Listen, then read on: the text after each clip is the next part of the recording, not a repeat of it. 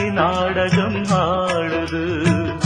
வஞ்சியே உன் மனம் என்னிடம் ஏன் வந்தது?